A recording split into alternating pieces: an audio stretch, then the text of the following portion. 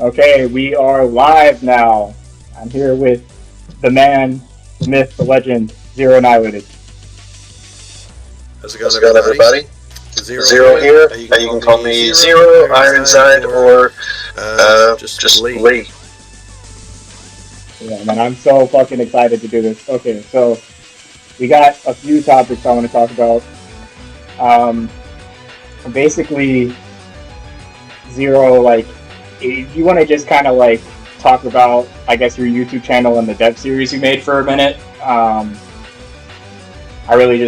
think that'd be like a good introduction to this because I'm sure probably anyone watching this has probably seen your channel, but I don't know, it'd still be a good way to introduce the podcast. So, Sure. Zero Annihilated. I created my YouTube channel back in, like 2007 or so. It became a Tenkaichi channal, but quite honestly, I know this podcast is kind of supposed to talk about Tenkaichi and arena fighters, 3D fighters in general, but to be quite honest, as far as my background is concerned, I don't really know a lot of anime arena fighters. I grew up with traditional fighting games. Street Fighter 2 and Mortal Kombat for the Sega Genesis, all the way up through the Xbox 360, so that's like 9 Mortal Kombat games right there. Damn, the Sega Genesis, man, that's a throwback. Absolutely. I know I'm old. Let's get that out of the way. But the Tekken series, Killer Instinct, Soul Calibur, so these are all traditional or more based in traditional fighting games. That's what I was raised on. So when I talk about Tenkaichi, I'm not advocating for 3D fighters. I don't know 3D fighters. I'm not advocating for anime arena fighters. I don't know anime arena fighters. I'm telling you straight up about Tenkaichi, and only Tenkaichi. Top level performance, elite Tenkaichi from a player who grew up obsessed with traditional fighting games. So, I mean, yeah, that's pretty interesting, honestly, because like I feel like that's like super rare. I feel like people who are into like Tenkaichi or just like arena fighters in general, like they don't really. I mean, I guess some of them do play traditional fighters a lot, but they didn't have like a huge background with it. Because I think like at least when I've gone to like arcades and like mess with like FGC people, like they don't really have that like crossover between like playing Tenkaichi or like thinking it's like a competitive game and stuff. So I think that's really interesting that like you grew up on traditional games, but you're like so fucking good at Tenkaichi. You know what I mean? It's kind of crazy. But that's So I mean, I'm sure you've played a lot of traditional fighting games as well, right? I mean, I was pretty good at Melty Blood at one point. Marvel vs. Capcom 2. I'm probably my best traditional fighting game is like King of Fighters 2002. And then like Tekken, which isn't really a traditional fighter, it's more like a 3D fighter, I guess. But yeah, Tekken and King of Fighters is probably my best. But I haven't played it like anywhere near the amount of time I've played like Arena Fighters or like World of Warcraft or something. So I don't have like a huge fucking background in it. But yeah. Well, I think people get so stuck on drawing lines between our group and your group, and we try to push everybody on the outside unless they conform to what we say, and that goes with everybody. It's not just the FGC, it's not just traditional fighters versus any kind of what we might call an evolved fighter. It's also within each group as well, right? So you've got even in Mortal Kombat when they started kind of going into the 3D realm as well. And with DBZ, it's Budokai versus Tenkaichi and so on and so forth. Yeah, that does make sense. Like, it is like, I don't know, I kind of just, that's another reason I want to make this podcast too, is to like that's the whole point of this, is to like give people who think that like Tenkaichi or like games like anime games like that are kind of just like casual like fan games. I mean, they kind of are, but like at the same time, like some of them have like a crazy amount of depth, like Tenkaichi 2 and 3, so I mean, yeah, it is true though that it's like, I think it is from both ends. Like, I mean, I'm guilty of it too. Like, I'm saying like, oh, you fucking play Street Fighter 5. Like, what do you know about Tenkaichi? And I mean, I think everybody's guilty of it. If I would like to dissolve those barriers and just get more people on the game, honestly. Especially with Tenkaichi 5 coming out, or not 5, 4 coming out. I think like a lot of new people are going to start playing it, and I've already, like, I just pulled up YouTube, and like all these like really huge people like Rhymestyle and Steedo who have like a fucking million subscribers, like they're streaming Tenkaichi 3 right now. So like just the fact of them doing that is like probably a whole bunch of people are going to start playing these games, like even before BT4 comes out. So yeah. Well, what are your thoughts on players like that, like the bigger names that have like millions of subscribers and stuff? Well, I actually know Seth the programmer like pretty well. He actually just went through this whole YouTube drama that's kind of stupid, but I know him really well, and I know Afro Senju. I actually used to play Naruto Storm with Afro Senju, like in voice chat and everything, back when this dude had like 2,000 subscribers on YouTube, and he's at over 1 million right now.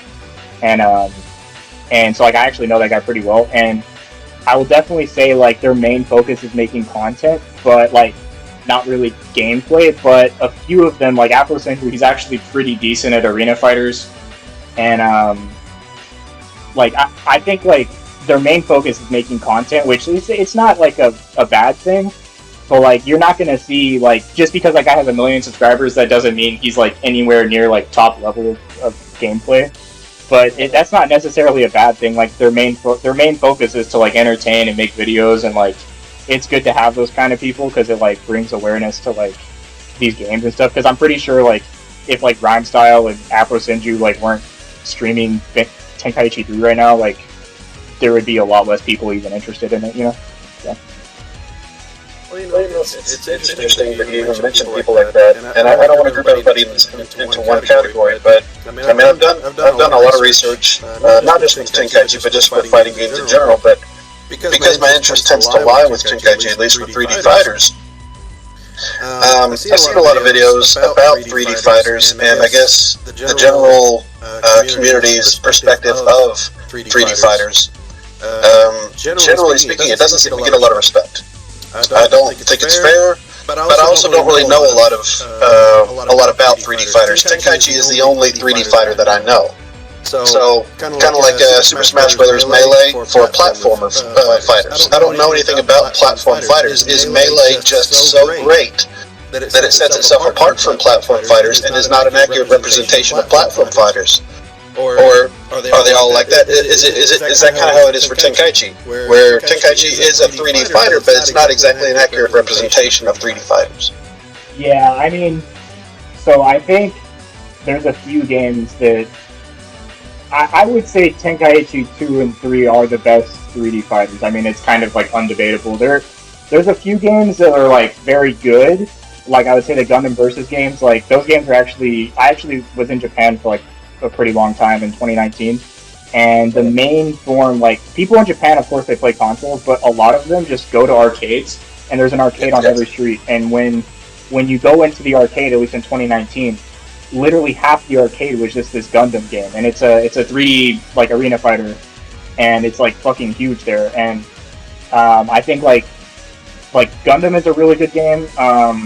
I think like the earlier Storm games, like Storm 2 and Generations, are really good. I wouldn't put them on the level of like BT2 or BT3. I think like they're more simplified, but there's also a lot of like really cool stuff you can do in them.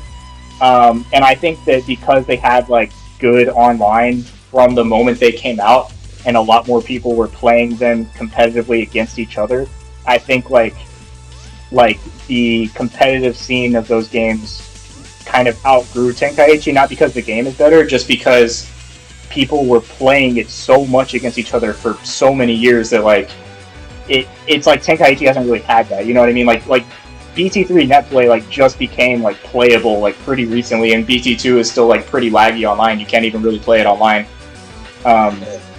So I think in terms of like, if you're just looking at the game and you're not looking at like how people are playing it, yeah, I would definitely say Tenkaichi's like at the very top. But I think like the earlier Storm games, the Gundam game, those are like really, really good. But I also think every game, like, it's hard to say this, but I would say after Generations came out, I mean, Storm 3 is still playable, but I would say around 2013 or so, there hasn't been a good arena fighter since then. And I mean, some people like Xenoverse. There's a lot of really cool stuff you can do in Xenoverse, but you can't. It's not even comparable to Tenkaichi. There's moves that just kill you in one hit that you can't get out of. There's when you're playing online, there's like so much delay that, well, not really delay, but like desync, I guess is what you would call it. But like even if you ignore the online, I still think that there hasn't been a game I could even try to compare to Tenkaichi since like 2013, unless you count the Gundam games in the arcade in Japan. There's also another game called Magical Battle Arena that's like an indie 3D fighter, and that's a really good game, but almost no one knows about that game. It's made by like an indie company, and I actually got to talk to the developer, and they made a new game that's on Steam right now called Valkyrie and Phantasm, and the feedback I gave them is actually all in that game. So yeah, that's pretty cool. But no, yeah, in terms of like Tenkaichi is definitely, it stands out, but there is other games that compares to it. But if you're talking about recent games, oh fuck no, there's like I'm not playing My Hero Academia or like Storm 4 or Kill la Kill. Like I don't think that's the same quality of game as Tenkaichi. So yeah. Well, that may actually make a little bit more sense in explaining things. By the way, everybody, I know I am drinking tonight, so this conversation may take a turn. I don't know. Yeah, man. No, we're just chilling, man. It's all good. Yeah, I don't advocate it. I know you're still young, so. But that may actually explain a lot of my, at least explain away a lot of my concerns, in that I noticed in these videos when they were talking about why nobody likes 3D fighters, why nobody respects 3D fighters, why 3D fighters will never be competitive, and so on and so forth. Throughout the entire videos, not once does Tenkaichi come up. And I found that concerning. I found it I was suspicious of it. Because it seems like if you guys are talking about whether or not 3D fighters can be competitive or not, why are you trying to exclude the most competitive of the fighters? Yeah. And furthermore, when they were talking about Tenkaichi specifically, if it was a video dedicated towards, whether analyzing or discrediting Tenkaichi, and they were ever interviewing anybody, they would never interview a Tenkaichi player. Yeah, exactly. Man. There's these they're making these super generalized statements about things they're just really uninformed about, and it's okay, if you're a top level Tekken player or something, like a game that has a ton of depth, like a traditional fighter, and you're looking at a game like a recent arena fighter, I totally understand. You look at that game and you're like, dude, there's nothing to be done with this, it's not good.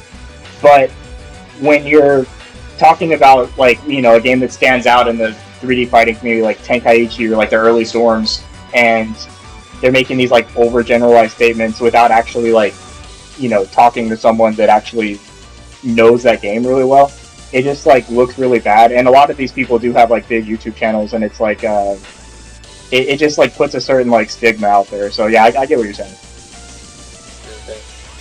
Well, either way, and I know my argument is I know it's a fallacy. I guess it's appeal to authority, but at the same time, if you're not going to be an authority, at least have an argument that makes sense.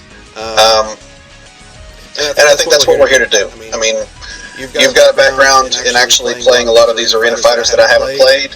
I've always been more of a traditional fighting game kind of player. So, I mean, if you in the audience, if you champion traditional fighting games and you want to know what Tenkaichi has to offer under the skin, we're the guys to talk to, Yeah, for sure. I'm going to link your Depth of Tenkaichi series, man. I remember, man, when that first came out, or no, I think I was a year late to watching it. I was I don't even use Facebook anymore, but I was on Facebook and some I don't even know what it was. It was some random group, and this guy posted your Depth series, and I played Tenkaichi 2 when it first came out in 2006. I was fucking 11 years old or something, and and I was oh shit, let me check this out. And then I started watching it, and I was man, this is crazy. And I just because at that point I had already been playing Storm for 5 years, and and like that's when like around the time when Storm 4 came out, and when Storm 4 came out, I was like, dude, I can't play this anymore. So I was like looking for other games to play, and then I like literally like almost like directly after Storm 4 came out, I saw that post and watched that whole series you made, and it was like, man, it was just like sent me down a rabbit hole. I like bought a PS2 and a CRT TV, and I just fucking played for like thousands of hours, and it was a good time, man. It was a good time. I'm glad you liked it. I mean, that's not just something that I came up with. That was the Dead series is it's like a collection of ideas that came from all kinds of different fighters, and it pointed to, I guess, as you said, it pointed to a rabbit hole that nobody really knew existed, and it helps people see other games in a different light as well. I mean, throughout my time, I've always like I've also played a variety of other combat games. Some are more sports oriented, like UFC. Others more like sports entertainment, like wrestling games and stuff. And one thing I've come to find is, as different as all these games are, they all hold certain similarities that allow the traditional fighter gamer to excel. So, and that's if he or she can tap into it. It's like it's bridging the gap. That is the key, you know. Where we go from there is building upon a foundation of combat knowledge that only allows you to be better at other games. It's like once you learn a second language. I've heard that like once you learn a second language, learning other languages after that becomes much easier. Yeah, that is true. Yeah, and what's crazy is like you say that, and like, so I've also been like a big World of Warcraft player since like 2004. Like that's kind of been like my thing, and in World of Warcraft arenas, like 2v2 and 3v3 arenas, the base game is kind of like an MMORPG. It's more like a, you know, like an RPG style game where you're not really thinking about the combat too much unless you're in like a hardcore like group environment. But when you step into arenas, it kind of becomes like a fighting game. And I really noticed after I watched your dev series, when I went into arenas, I was like thinking about, because like there's like ranges, like I'll just explain it a little bit. There's like yards for like their length of like when you can use abilities on other people, and there's like really quick reactions, like you can vanish, which makes you invisible and they can't target you, and you can do that on reaction, like if someone's throwing something at you. And it made me think about like the focal adherence stuff, and like you know, like basically baiting them into doing things and then doing like a very quick reaction that they wouldn't expect. That's like a creative way to play the game because you're like paying attention to what they're doing. And it's like I just started viewing like everything a lot differently after I watched that. So yeah, what you're saying makes complete sense. Yeah. That was a fun one. Yeah, man. No, that shit is the truth, man. Like it's actually kind of wild.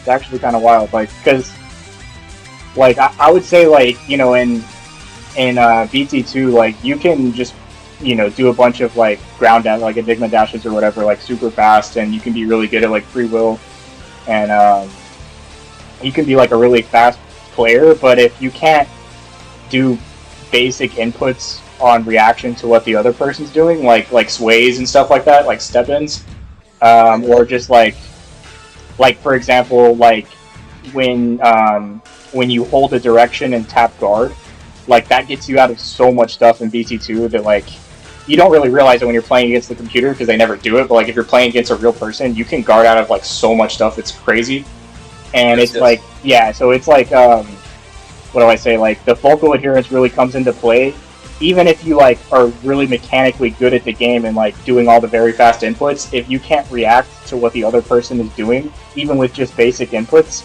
then you're just gonna get absolutely fucking destroyed, because like it's so important to pay attention to what the other person's doing. So absolutely. Excuse me, fellas. Now, let's say as far as Tenkaichi is concerned, I know that we use the word evolution quite a bit. Yeah. No, I can't remember. I feel like I may have used it. I think I used it through the Depth series quite a lot, actually. But honestly, I think a lot of people get hung up on the word evolution as if it's like as if everything that follows is an attack on traditional fighters. And honestly, it really isn't. I wouldn't attack, you know, traditional fighting. You know, I am a traditional fighter, and this concept takes nothing away from what I've accomplished and experienced. Quite literally, what is evolution if not simply the development of one simpler organism to create something more complex, right? I'm not saying this trumps all traditional fighters and all elements of what makes a fighting game great or complex, but I don't think it can be overlooked at the top level of Tenkaichi gaming. I mean, we're hitting APM numbers of over 1,200 now. Frame perfect executional requirement. Well, so I actually did the math. So just the neutral of our base gameplay is over 1,000, like 1,200. But in some of your videos and in some of the clips I've done, it actually goes up to almost 2,000, for a few seconds, which is crazy. And that's the thing. The supposed world record is a little over 800 for StarCraft. Yeah, and then so far that I've seen for Tenkaichi is somewhere upwards of 1,700 to 2,000. Yeah, it's fucking nuts, man. And even Smash Bros. Mango and Lepton and stuff. I think that's the limitation of the game. Not that they're that much slower than us, but I think it's just the limitations of the game. Is they're only hitting about 450. So yeah. 400, 450, something like that, yeah. Now, and the point is simply this. Because again, I'm not bashing any of those other games, and I'll explain it. The point is simply this. Tenkaichi is different. And it's different in ways that allow it to reach levels that are simply beyond traditional fighters. And quite frankly, it would probably take away from traditional fighters if they could. Fighting games, specifically traditional ones, aren't supposed to play anywhere near that speed. Due to cooldowns or whatever the mechanics, not only are they designed to prohibit it, fighting game strategies vary. It's not a race, it's chess. But that doesn't change the fact that on a technical level, Tenkaichi has earned a measure of prestige that no other game can presently touch. At least in one area or two, or maybe more. No, that makes sense because, hold on, just real quick. That makes sense because, in a game like Street Fighter, if you were playing at 2,000 APM on Street Fighter, could the other person guard anything? Probably not, right? It would break the game. It'd be unplayable. So yeah, I get what you're saying. But yeah, what were you saying then? Well, the fact is, you take games like Street Fighter, they're designed if you were to throw a strike, for example, there are cooldown frames that are designed that way because if you missed that attack, you can't just automatically throw a second attack. The other person should be able to take advantage of your mistake. Yeah, should be able to take advantage of your whiff or what have you. Yeah, and you get punished for it. Yeah. Yeah, you're committing to a hit, and then if it goes bad, then they punish you. So yeah, that makes sense. You shouldn't be able to just cancel everything. Yeah, that makes sense. Right. And there lies another issue when it comes to Tenkaichi, in that I've heard so many different arguments about Tenkaichi that are completely unfounded, and it's because people either don't want to know, or they just never had the chance to know. There are a lot of aspects in Tenkaichi that even I find lacking. I've been obsessed with this game for forever. I'm not just sitting here there's nothing that could be wrong about Tenkaichi 2. It has its flaws, it has its faults, just like any game does. However, there are certain areas where it just allows you to experience a means of combat that you never get to experience with any other game. I find it interesting that the characters of such a game that allow you to move at such speed are in fact DBZ characters. Yeah, no, it makes sense that you're playing at fucking Super Saiyan speed. It makes sense. Right. Now, as far as I've seen it, I think in traditional fighting games, if you could even call it a traditional fighting game, I know that Melee never got its real shot in the beginning. It was created as a party game, and nobody in the FGC wanted to give it a shot. And to this day, there's probably still a lot of people in the FGC that still won't give Melee players their full credit. But as far as fighting games go, Melee is one of the fastest fighting games I've seen. At least any fighting game that I've seen that has reached Evo. Yeah, no, it definitely is. It definitely is for sure. I think just because of all the the wave dash and everything you could do in that game, like the short hops and the SDIs and all that shit. Like it's basically an arena fighting game that's not 3D, but it's like just so insanely fast. And like I think its system is good for like how it is. Like it's basically a 2D game, but it doesn't follow like normal 2D aspects. Like you couldn't take like Street Fighter or Melty Blood or Blaze Blue and try to make it as fast as Melee. It just wouldn't be a good thing. And like also the guy who made Melee, I forgot his name, the guy who like the lead developer, he actually toned it down way like the speed and everything a lot after Melee because he didn't want it to be competitive. So it's like kind of like the developers kind of like going against the players too, like. Oh, absolutely. Melee was carried on its fan base the entire time. It was not the creators of that game that made it successful. It is the player base. And honestly, I was after I got to see what exploitation could do to Melee and was doing for Melee, and then seeing how the same kind of exploitation was allowing us to do what we could do in Tenkaichi 2. As I said, I mean, and you know this very well as well, that in this type of game, one of the most important factors is, in fact, movement. And with these exploitations, we are taking one of the most important factors of the game, and we are like cranking it to 11 through exploitation with frame-perfect execution, and you can, as I said, knock the APMs up to over 1,000, close to 2,000. Yeah. So I know that we didn't have the same kind of fan base that kept the game alive the way Melee did. I mean, Melee thrived. Thank you.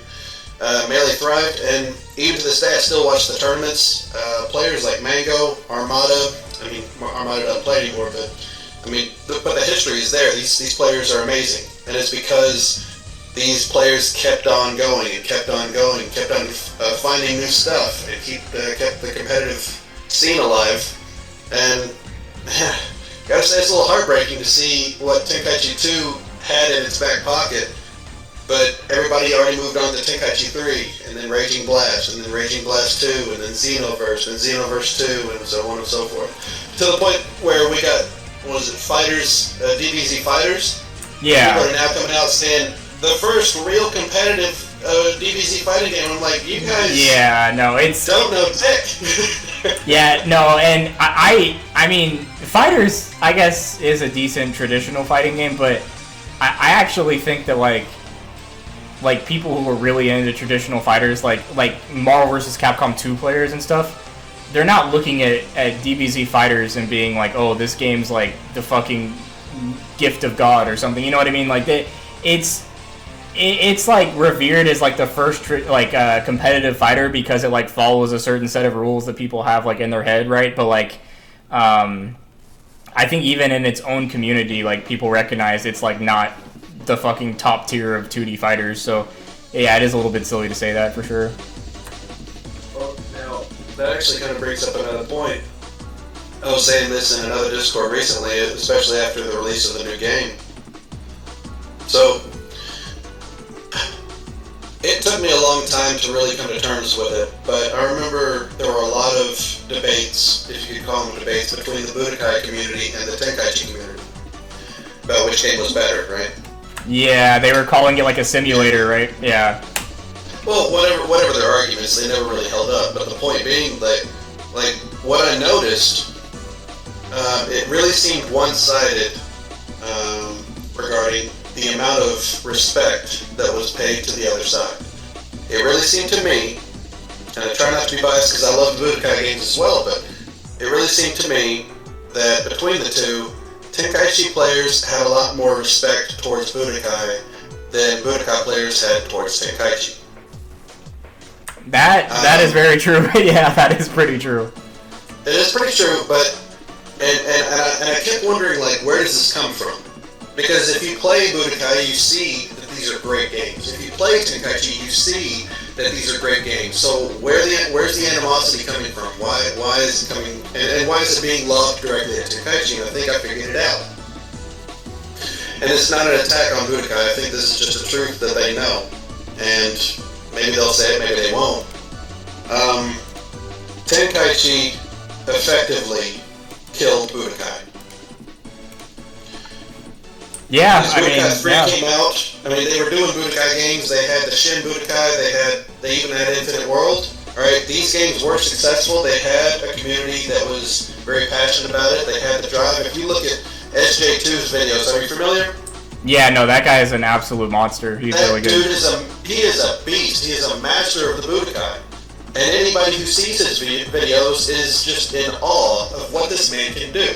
Right? Yeah, he's nuts. And he was fulfilling the potential, right? These games, as far as I see it, I expected the Budokai players wanted the Budokai series to just continue. Keep getting better, keep getting better, keep giving us better, keep giving us better, because that's what they were doing. Budokai 1 to Budokai 2 to Budokai 3, huge advancements. And then Tenkaichi happened. They didn't get any more Budokai kind of games after Infinite World. Except for Burst Limit, yeah.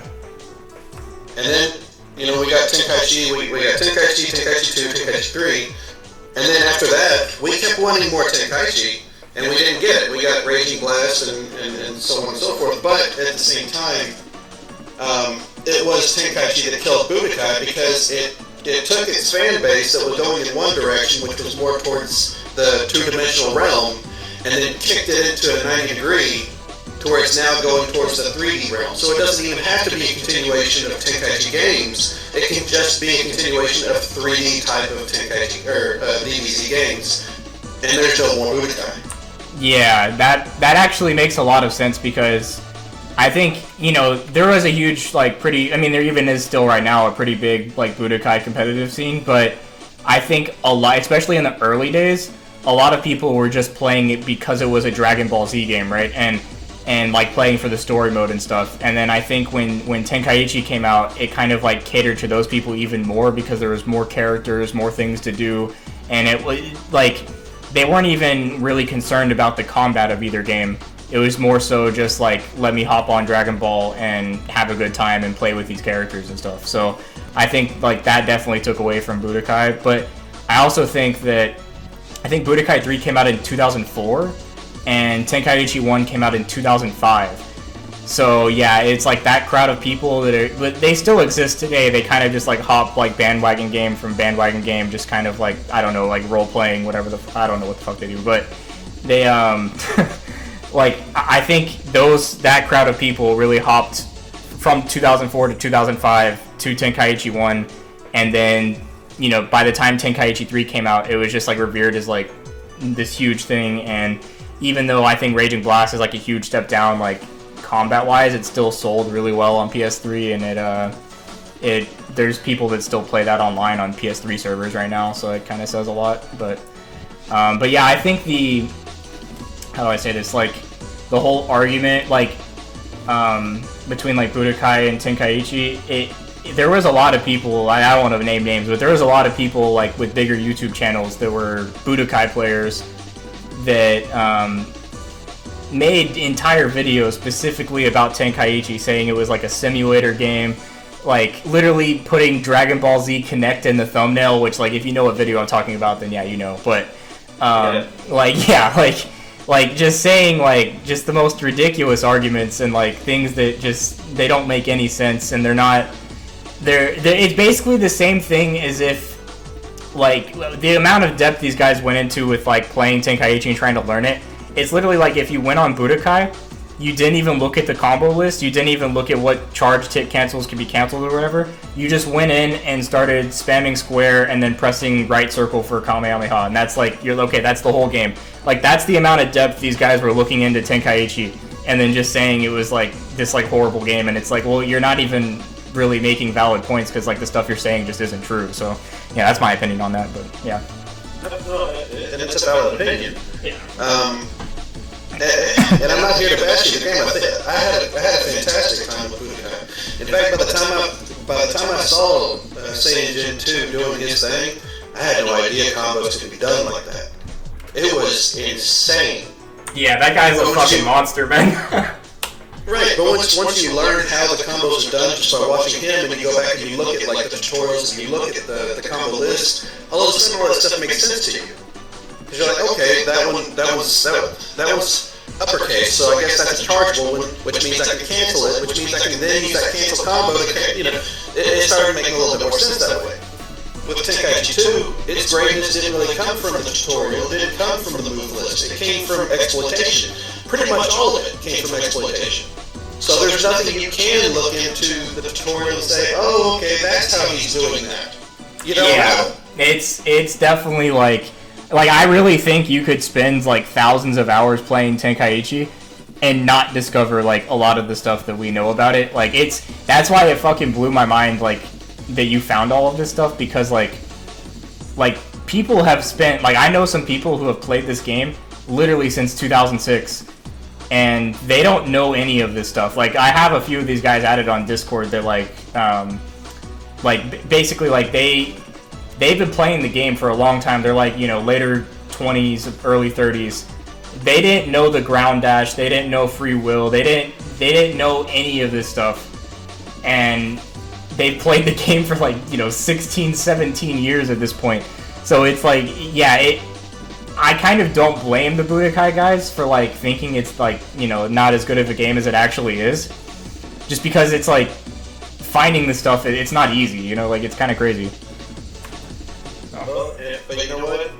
This release of the Tenkaichi 4 gives me more hope for Budokai as well. Because, and I was talking about this in the other forum as well, it seems like after Tenkaichi, every game that was released, every single one of them, I guess Raging Blast came out, and all the fans were like, this is the best Dragon Ball Z game of all time. It's so advanced, it's so cool. And then about a year goes by, and they're like, nah, it's Budokai 3. Or it's Tenkaichi 3.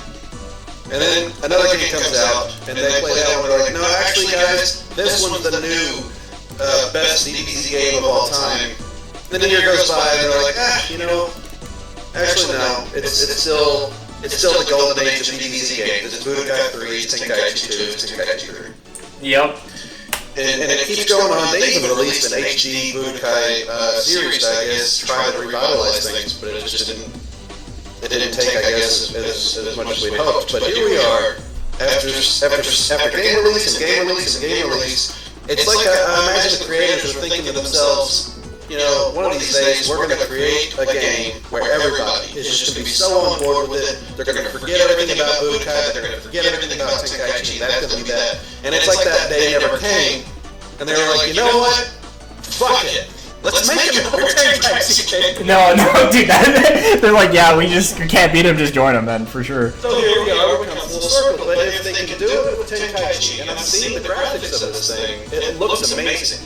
If they can do it with Tenkaichi 4, I would be super excited to see them come out with a Budokai 4. Yeah, for sure. And not just that, not just the graphics and the music and everything. I want to see what these SJ2 motherfuckers are going to do with that game. No, for sure, man. Dude, how do I even explain this? When I saw that trailer and I saw, because it's in Unreal Engine 5, it's pretty obvious it's in Unreal Engine 5. I was just like, man, a fucking Dragon Ball game in Unreal Engine 5, dude. Even if it wasn't Tenkaichi, oh my god, this looks so beautiful. And it's if it has... Because, they started the trailer off with the CRT gameplay. I'm pretty sure it was BT3 is what they were showing. And they started the trailer off with the CRT, BT3 gameplay. And that, I'm hoping what that means is that they're taking a base from, the original Tenkaichis, and that's what they're going to put in the new game. But they might just completely scrap it and make different systems. But, anyways, that's kind of off topic. Anyways, it's if they could do something similar like that with Budokai 4, dude, I'd play the shit out of that. I played Budokai a decent amount. I definitely played Tenkaichi a lot more, but I just think, dude, if they realize what you just said about they've been trying all these different systems like Xenoverse, Raging Blast, and Ultimate Tenkaichi, and none of that shit worked out, and they're just okay, we just need to take the systems from BT3 or BT2 and then just put them in Unreal Engine 5 and then fucking give it an online mode and call it a day. Like, if that's what they're doing, like, man, I might be playing this game into my fucking 60s or something. Well, we'll get into the new game here in a bit, but there is one thing I would like to get into. So, I've been playing this game since 2006. I've seen a lot of players come and go. I've seen a lot of players get really, really good at the game. Some of them stuck around for a bit, some of them dropped off. And by the time I was ready to just call it quits, I think it was around the time I created the Depth series. That was kind of like, that was supposed to be something as I'm leaving the scene, because it just didn't seem like, we were going anywhere, the community was going anywhere. And then you came on board. And you learned everything from the Depth series, and man, you don't know this, but I watch your videos. You don't know that. Oh shit! Hell yeah! I noticed you skyrocketing faster than. Let's see, we had other players. We had other. I think Ceridian was pretty good. Old Kiora, he got good pretty quick, but man, yeah, I saw his nobody channel. got as good as you did that fast. I mean, you shot up there real quick. So. And then after a while, like I took the hands off Stan's day. You really, it's like you took the community and you grabbed it by its horns, and you said, you know what, we're charging forward with this shit, and everybody's gonna learn this shit. How did that make you feel to start making a change in the community that way? Man, it was really cool. Like, it is a little bit discouraging just because the game can't really be played online. So like, I mean, it can, but it's like extremely delayed. But like, it was really cool. Like when I was first learning the game, I was actually doing forex trading. Like I was doing like stock market stuff. So I had no job. I had my own house. I basically had like infinite fucking time to play this game. Like if you like, I have my streams privated. I might make it to where people can see it, but I was literally doing 24-hour streams like every other day. Like I would literally play this game, if not 18, like 24 hours at a time. I have one stream that was over 70 hours long. Like I was just fucking going absolutely nuts on this shit. And like it felt really good to, and also to take people from Storm, it felt really cool to like have them start playing too.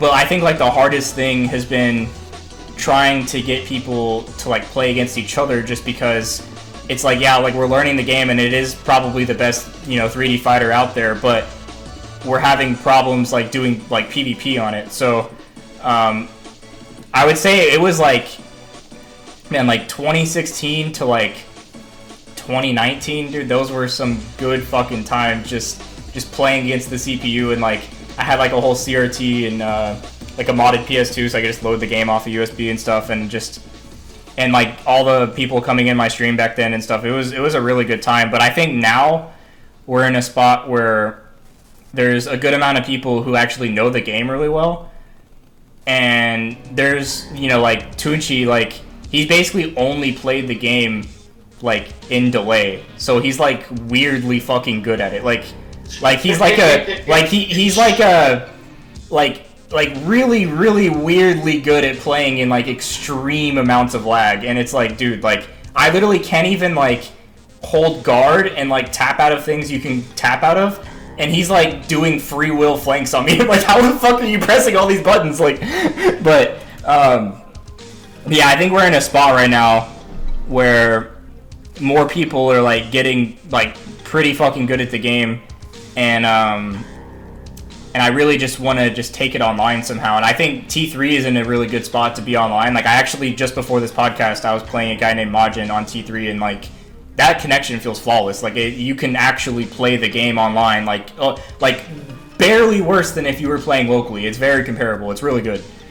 And I just think that like I'm hoping that this new Tenkaichi game like surges people to go back to BT2 and really like learn it, and because I think like once you really go down the rabbit hole, and like if you just go all out and get a PS2 and a CRT and like you really just fucking just go ham on it, it's really fun. Like I used to play like when I was learning the game and I was getting bored of just playing the CPU, I would actually try to stay in the first combo set the entire time I was playing, because the CPU will always teleport the first combo set. Sure. So I was playing in a way that was like, if you played that in PvP matches, like, you would just get fucking destroyed. Like, it would be like the worst way to play ever. But it was really interesting doing that against the CPU, because you would basically purposely stop your combos and do like movement or do like something else, and then get back into a safe position to combo, and you would keep doing that over and over, and you're basically putting yourself in like a danger zone on purpose to make the game more interesting. And that's how I like stayed really passionate and didn't get bored of the game, is because I was putting like self-imposed rules like that on myself. And I did that for like a long time. And yeah, I mean, I think like if people really want to get into the game after they, you know, kind of get to the point where like they've really got the mechanics down, and I mean, that takes definitely a couple years. I don't think anybody can do that in a few months. I think it's years, not months. But when they're really, really comfortable with the game, if they can't play online, you can't play online, so I would just recommend, like, if you're at that point of the game and you're kind of like at a stalemate, which I do feel like a few of us are at right now, trying to do that stuff with CPU matches, like put rules on, and like Zoso had some videos too where he was like only fighting on the rooftops and shit. Like, I don't know, that was pretty cool. But like, I think doing stuff like that makes the game like really fresh, because like you're thinking of like all the shit you normally wouldn't think about, and it's like, it makes the game a lot more intense too. Or like only trying to get like a perfect win when there's like 5 characters and stuff. Like, I think that's like, it makes you a lot more aware of what's going on, even though the CPU is like pretty garbage, right? So. Well, and I think you asked me a question not too long ago about, I guess, PvP versus, I guess, computer battles and stuff. So, I guess I'll touch down on that real quick. First and foremost, there is no substitute for expanding your experiences with 1v1 combat. I mean, you can learn a computer fairly easily. Learning a new opponent is always a question mark. The computer in Tenkaichi 2 is fairly simple once you get the patterns down, recognize what will and won't work. I find it interesting how the computer will take damage on attacks that a human will surely teleport, but at the same time, a computer will teleport attacks I'd never expect from a human. Yo, that is true, man. Like, in that first combo set, you'll do like the craziest fucking input, and then it just gets teleported, and you're like, what is this? Like, right. Now,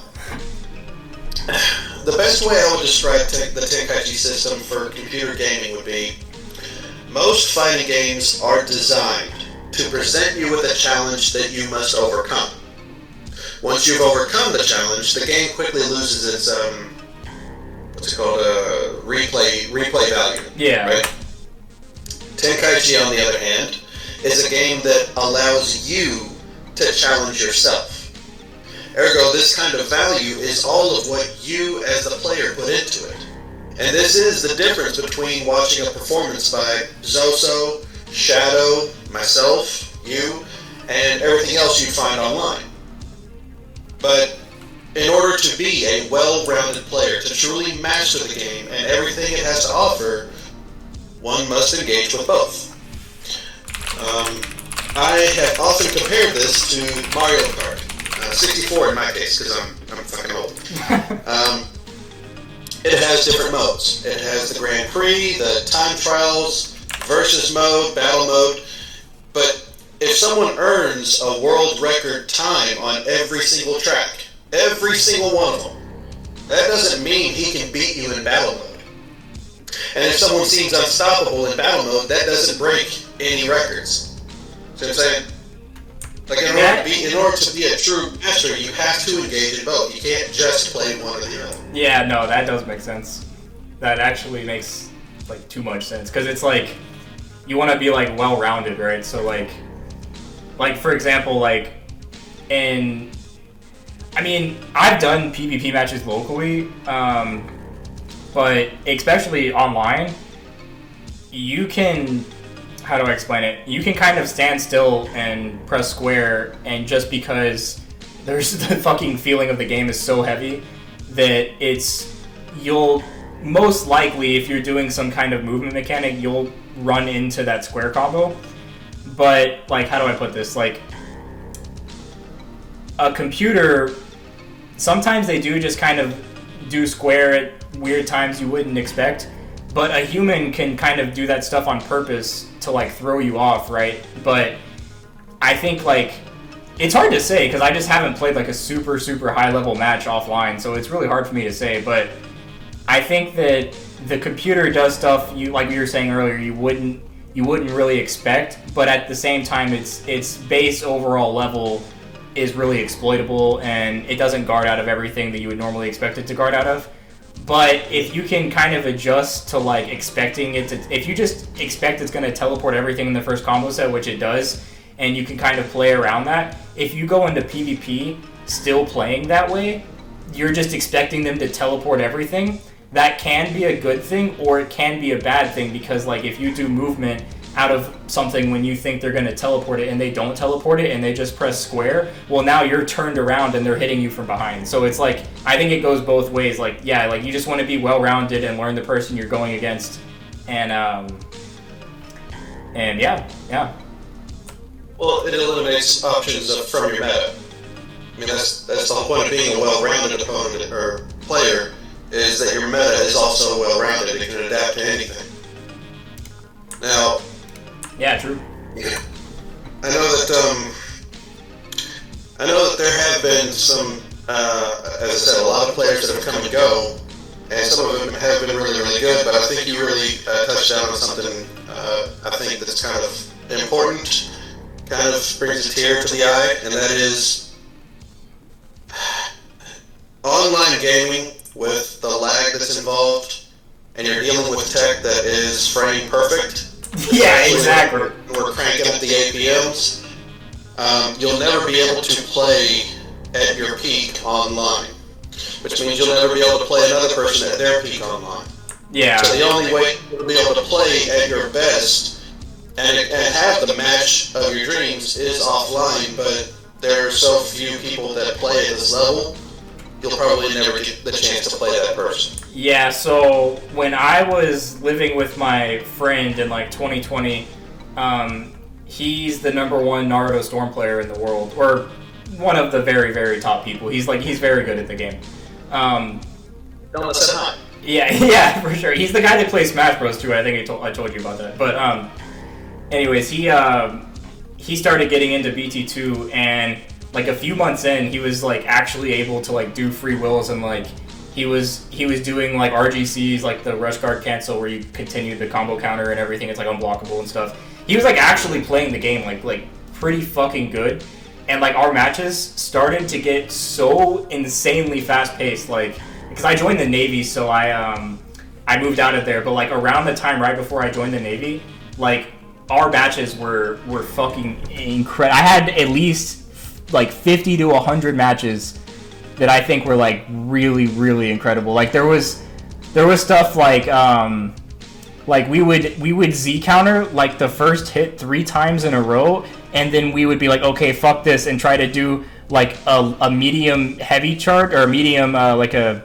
yellow charged attack to start a combo if it connected, and then we would just sway that and then literally do like 50 fucking ground dashes in the in lag of their medium charged hit. It was just like, what is going on? Like, this is so fast. And I just think like I really wish that I was able to continue those matches, because I think like as we both like kind of learned the game from that standpoint, like playing at that level, like going back and forth and like knowing what works and knowing what doesn't, I think that it could have been really fucking incredible. It's just, I would like to find someone locally that, or I would even fucking drive somewhere if it's like within reason to like play matches like that, just to like see how the game is like when it's PvP like that. Like I don't know, like have you ever played against someone that's like actually like good at the game like locally? No one near as good as me. Everybody that I know personally is as good as they are basically because of me. My friends know about the free wills and the grounded wills and stuff, but ever since I started injuring my hand with the whole like the God movement, the high APM movement and stuff, I won't teach my friends how to do that shit, because I don't want them to also be hurt alongside me. Like they're all my age. That makes sense. Yeah. I just need a lot of potassium, man. Don't get a Charlie horse. Right. And this is grinding. Like, this is the thumb, like, right where the thumb meets the wrist, it's just completely getting destroyed, so I had to stop. Yeah, it is pretty fucking unreasonable. But yes, in the same respect, I think that's something that a lot of people crave. That's why people watch UFC fights. That's why they watch the Super Bowl. That's why they watch, that's why they want to see a spectacle of greatness. And when it comes to video games, that's why we watch Melee tournaments and so on and so forth. I mean, that's why we do. Well, even in our own game here with Tenkaichi 2, we know who the top players are, we know what they're capable of, and holy shit, wouldn't it be a sight to have all of them together and just have them all duke it out. Who cares who wins? Just watch it happen, you know? No, yeah, I think it'd be so interesting, man. Like, it especially with Tenkaichi 2 is you can guard out of stuff that you really do not expect you to be able to guard out of. Like for example, like if you do like an RGC and then you do a key blast, and then if you're not like fucking frame perfect with the thing that comes after that key blast, they're already turned around and guarding. And it's like, yeah, you can key dash and just kind of reset that, but like in the heat of the moment, like are you really going to be able to just like keep that up? Are you going to be able to key dash and then brush guard cancel and then key dash? Like probably not. Like that shit. Like, in the heat of the moment, doing stuff like that, especially if they have, like, Explosive Wave or something, but if they have Explosive Wave, you can punish that with the Blast Attack. But, I mean, like, in Tenkaichi, there's definitely things that are a bit broken, like, you know, like I just said, the RGC into key dashing, because that's just, like, or just key dashing in general, it's just, like, a free win. But, like, if you're kind of not doing that and you're just not really abusing the key dashing, I think a lot of stuff can be guarded out of. And, like, the free wills, so I've tested this like pretty extensively. If you go like on the Z-axis, like up or down, and you do two free wills, and the second one is a little bit of Z-axis movement, you can, like, depending on the angle, you can actually get behind them, like from the stun of them guarding a key blast, and they actually can't do anything about it. They can do a perfectly timed key blast, or they can sway. But those are very tight timing reaction moves that won't happen every single time. So it's like, I wouldn't call that like reliable. Like, yeah, you can get really good at it and do it most of the time, but it's not going to work every time.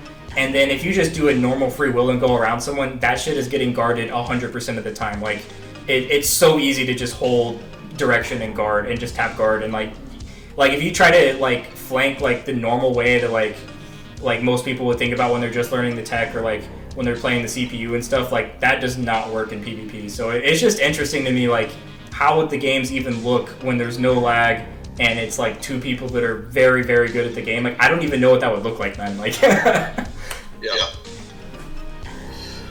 Well, I know that the video may be coming to a close, so I will bring this one last thing up. Since this is probably kind of, I mean, you were planning on having this video with me before the news dropped the way it did. Tell me your thoughts on Tenkaichi 4. Oh, man. I mean, shit, man. Like, honestly, I want it to be good. I really want it to be good, man. Like I want it to be good so fucking bad. It's just... So, I was actually talking to a guy in the BT3 Discord named Tech earlier, and this guy knows, like, a lot about, like, game development and stuff, and he was saying that it's not being made by Spike Chunsoft, which I think is a really good thing, because the last few games they've made have been fucking completely terrible, like Jump Force and stuff. So I was really worried about it when I thought it was Spike Chunsoft making the game, but it's actually not being made by them. It's being made by an in-house team of Bandai, and that's the same... it's not the same team, but like Bandai has like subsections of teams, like there's like a Tekken team and like stuff like that. So they hand choose people who either worked on the original Tenkaichi games or that they feel is competent enough in that category to make a Tenkaichi game.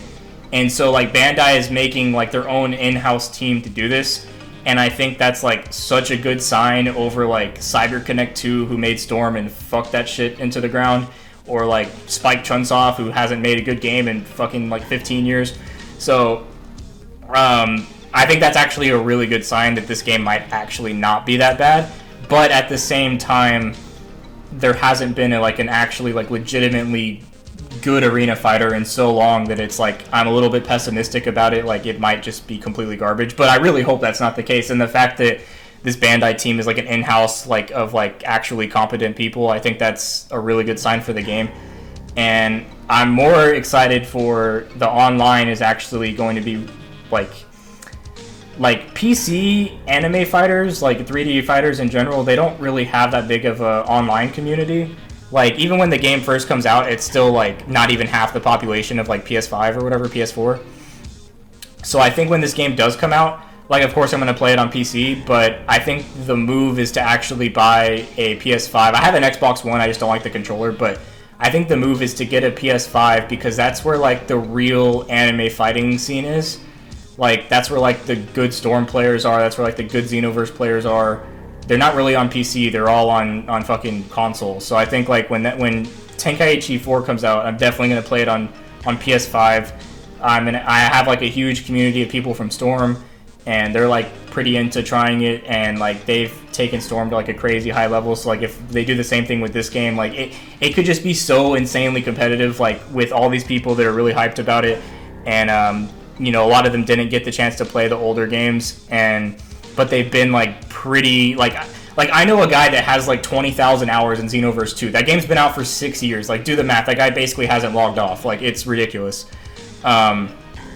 So I think those people with that type of passion that are playing these games that aren't as good as Tenkaichi, if the new Tenkaichi game is actually anywhere near as good as the old ones, and these people who are taking these games who aren't as good that seriously play the new game that might actually be really good, it could just change the whole scene, man. It could really just it could just be the coolest fucking thing ever. So I'm really hoping that's what happens, but I'm low-key expecting it to be worse than the original Tenkaichi. I just hope I'm wrong, man. But what are your thoughts, though? So you think that it has the potential to bring players from other games, other DBZ games?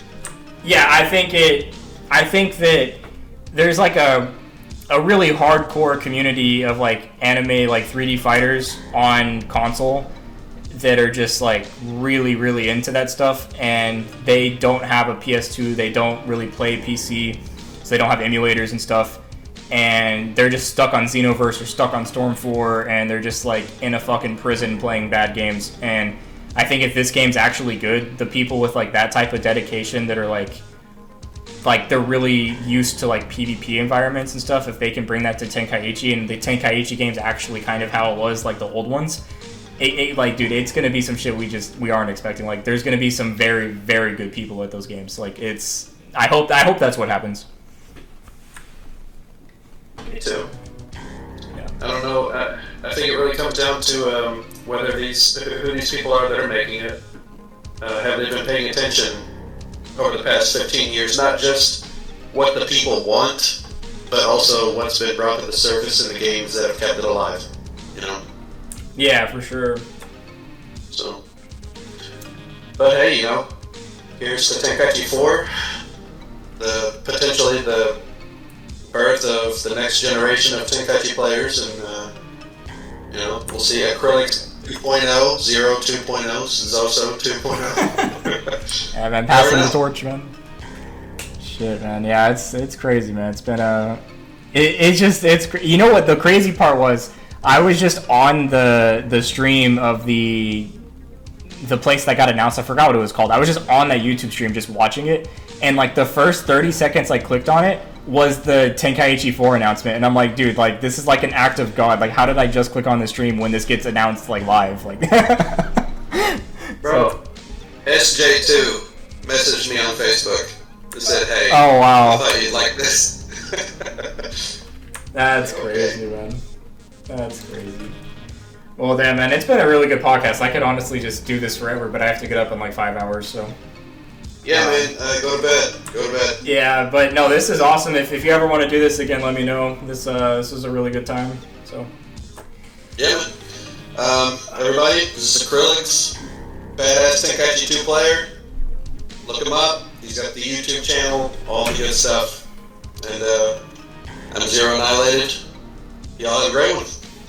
Yeah, man. You guys take care.